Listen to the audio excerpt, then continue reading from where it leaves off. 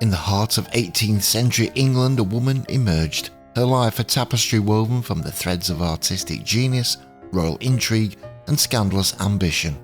This captivating figure is a woman whose extraordinary journey will leave an indelible mark on those who dare to delve into her mysterious world. Born into a seemingly ordinary existence, she would transcend the boundaries of her modest upbringing, forging a path that would lead her through the realms of art, literature and ultimately to the very gates of royalty itself.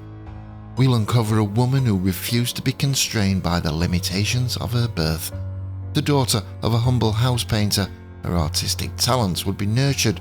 She would cultivate her innate gifts, laying the foundation for her future as an acclaimed artist and writer. But the allure of royalty would eventually trap her in its clutches. She would become consumed by her claims of noble blood, spinning a web of intrigue and deception that would captivate the nation. So join me now as I delve further into the mysterious and beguiling world of Olivia Serres. In the charming town of Warwick, a girl named Olivia Wilmot was born to Robert Wilmot, a humble house painter. As she grew, young Olivia would find herself drawn to the world of art and literature, embarking on an extraordinary journey that would take her from the idyllic English countryside to the bustling heart of London. At the tender age of 10, Olivia was sent to live with her uncle, the esteemed rector James Wilmot of Barton-on-the-Heath. Her talents began to blossom here, her love for painting and writing taking root under her uncle's guidance. In 1789, destiny called her back to her father in London, where her life would be changed forever. Under the tutelage of John Thomas Serres, the marine painter to King George III himself, Olivia honed her skills as an artist. But love bloomed between master and student, and the two married in 1791. They would go on to have two daughters. As she was now known as Olive Serres, she exhibited her artwork at prestigious institutions like the Royal Academy of Arts and the British Institution, and her name now becoming synonymous with the finest in artistic expression.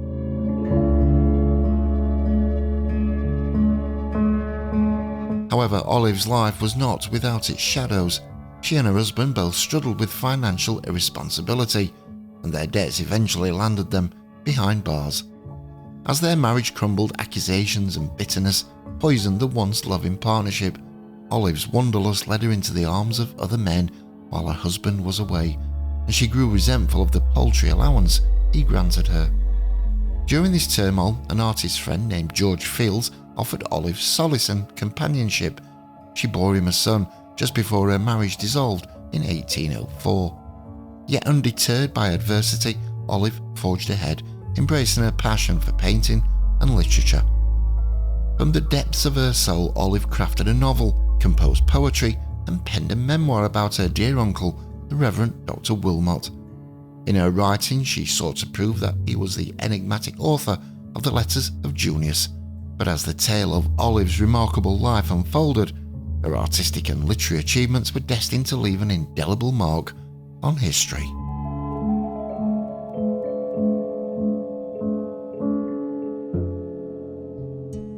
As the years passed by, Olive's life took an unexpected turn, veering into mystery and royal intrigue. In 1817, she penned a letter to the Prince Regent, making a startling claim. She asserted that she was in fact the illegitimate daughter of Prince Henry, Duke of Cumberland, and Mrs. Olive Payne, her actual aunt and sister of her beloved guardian, James Wilmot. Olive pleaded with the prince for financial support, her life already fraught with financial troubles, and she boldly presented a petition to King George III, stating she was the natural daughter of the Duke of Cumberland, the king's brother.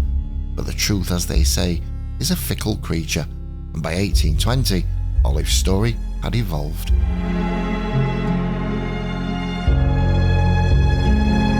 With the passing of her father, her uncle, and King George III, Olive revised her tale. She now claimed that James Wilmot had secretly wed Princess Poniatowski, sister of King Stanislaw II of Poland. Their daughter, she alleged, had married the Duke of Cumberland in a clandestine 1767 ceremony at a London nobleman's residence. Olive maintained that she was the sole offspring of this union, and that her mother had tragically perished from a broken heart upon discovering the Duke's subsequent bigamous marriage to Anne Horton.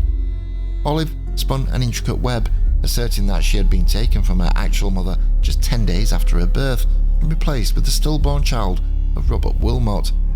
According to her account, King George III had uncovered the truth, granting her £5,000 in cash and a £500 annual pension for life.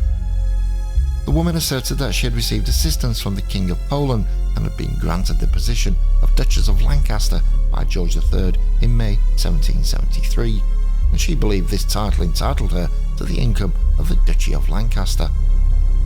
Embracing her newfound identity, Olive boldly presented herself as Princess Olive of Cumberland in a memorial to George IV. She adorned her carriage with royal arms and dressed her servants in royal liveries. Olive's life, once immersed in the world of art and literature, now found itself tangled in the delicate threads of royal scandal and intrigue.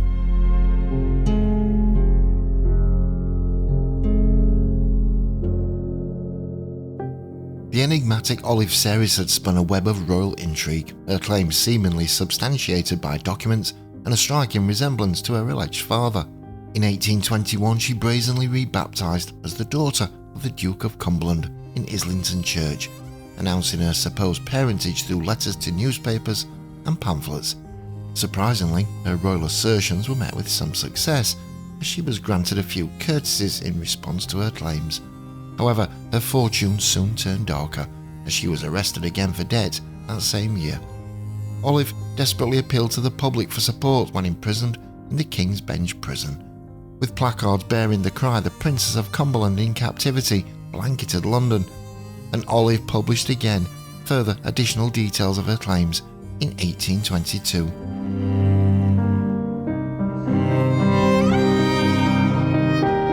Upon her release, Olive's tumultuous relationships continued, involved in a London eccentric named Sheriff J.W. Parkins, who turned against her when she failed to repay her debts, and a young man who claimed to be an illegitimate son of the Duke of Clarence.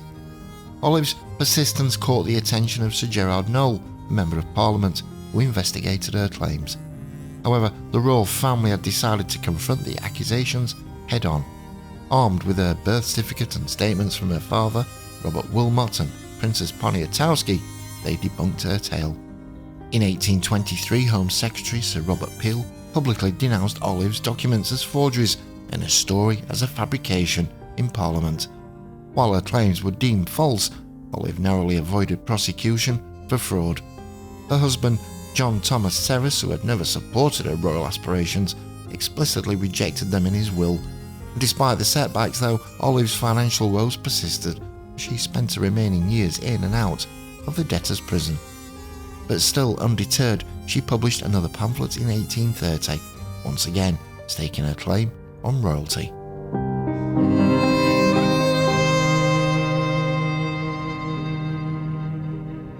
The twists and turns of Olive Serres's life never seemed to cease as she befriended Lady Anne Hamilton, a former lady-in-waiting to Queen Caroline.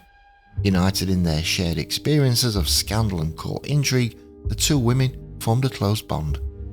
In 1832, Lady Anne penned a provocative work entitled "The Authentic Records of the Court of England for the Last 70 Years," revealing a litany of shocking scandals that rocked the English monarchy. The publication of such incendiary material did not go unnoticed. Its publisher, J. Phillips, was swiftly prosecuted, convicted, and ultimately forced into exile. Yet the tale did not end there. The tenacious artist and writer, Olive Serres, expanded upon Lady Anne's original text, unearthing even more salacious stories of financial corruption and murder.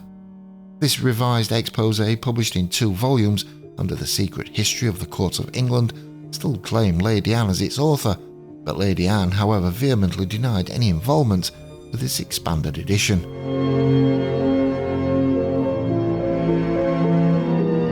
The controversies surrounding the secret history of the Court of England led to its suppression in the United Kingdom, a fact that only fueled its popularity as it found new life in countless reprints across the United States. Olive Serres, the enigmatic artist, author and self-proclaimed royal, passed away on November the 21st, 1834, leaving behind 2 daughters. Her remarkable life, woven from threads of artistic genius, scandal, and intrigue, would be remembered by those who had witnessed her extraordinary journey.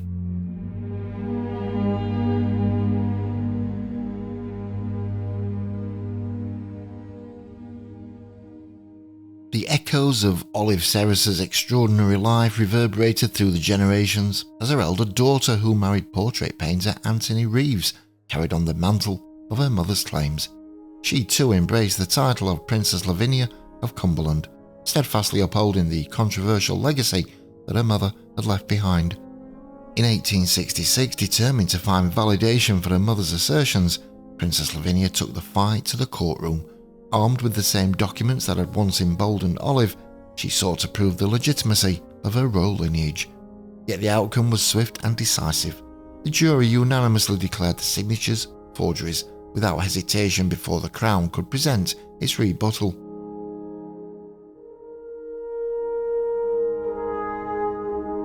Many have dismissed Olive Serris's grandiose claims due to absurd vanity. Between 1807 and 1815, she encountered members of the royal family, an experience that some believe fueled her obsession with elevating her status to their esteemed ranks. But as the tale took shape and grew, Olive may have become so consumed by her narrative that she eventually came to believe it herself. And so the story of Olive Serris draws to a close, her life an extraordinary tapestry woven from the threads of artistic talent, royal scandal, and the unwavering pursuit of an elusive social standing. And despite being met with undeniable evidence in a world that rejected her claims, the memory of Olive Serris persists as an enigmatic figure forever intertwined in the annals of history.